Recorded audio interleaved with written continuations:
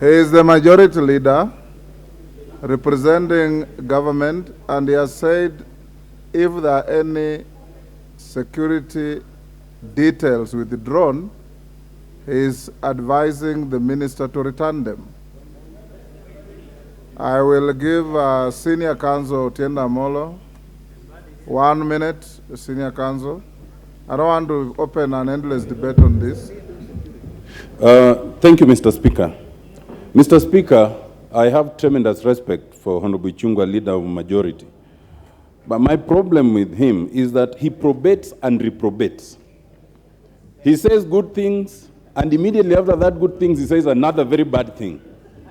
And sometimes he says them without information. The first point of information, Honorable Chungwa, is that the police officer who died is not from Nyamira. He was from my constituency, a place called Nyakongo in Rarieda, the late Brian Oduor. And the second point of information is that he was not beaten by goons or by anybody. He was run over by the very same Land Cruiser that he was commanding, and I have the autopsy report. And in fact, we have sought compensation from the police for killing my constituent. Now, if you allow me 1 more minute, Mr. Speaker, on the substantive issue, I just want to confirm it's not a matter of speculation, as Honorable Chungwa might be saying. It is true that our security was withdrawn. But let us just make this distinction. First, withdrawal of security of a member of parliament must be different from withdrawal of security of those who the law mandates provision of security. Like you, Mr. Speaker, when you retire, you are entitled to security, and it cannot be a matter of discretion of anyone. So a former vice president, a former prime minister, and people of that caliber are by law entitled to security. That cannot be withdrawn, and it's not a matter of discretion. When it comes to a member of parliament, Mr. Speaker, there is good reason why members of parliament have security. And in fact, this matter has been affirmed even by the High Court in a constitutional petition. So I want to suggest to the Honorable Chungwa that when you address this matter, do not address it and then you add but. That you may be entitled, but only if you do the following. That is not the case. I want to assure Mr.